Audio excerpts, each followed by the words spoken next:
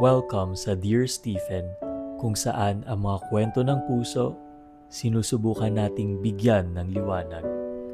Ako si Stephen at ito ang liham na natanggap ko mula kay Jo Marie.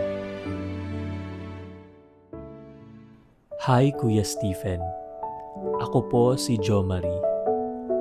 Tahimik lang ako sa totoong buhay. Pero ngayon, gusto kong magsalita. Kahit dito lang. Mahal ko si Elise. 4 na taon na kaming magkaibigan. Lahat ng problema niya, sa akin siya unang lumalapit. Kahit na hating gabi, andyan ako. Kahit may iba siyang gusto, andyan pa rin ako. Umabot sa point na nag-confess ako. Sinabi ko na, Elise, matagal na kitang mahal. Ang sagot niya, Joms, ayokong mawala ka. Pero hindi kita kayang mahalin pabalik.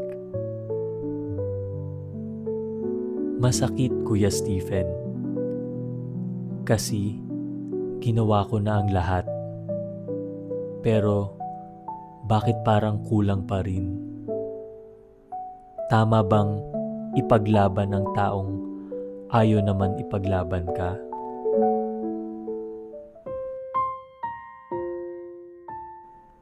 Jo Marie, masakit, pero minsan kahit gaano ka pa ka-loyal, hindi ka pa rin pipiliin.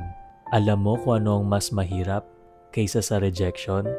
Yung pinipilit mong manatili sa buhay ng tao na hindi ka kayang mahalin ng buo. Walang masama sa pagmamahal, Jo Marie.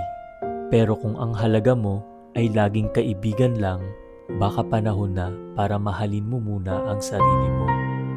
Higit sa kahit sino.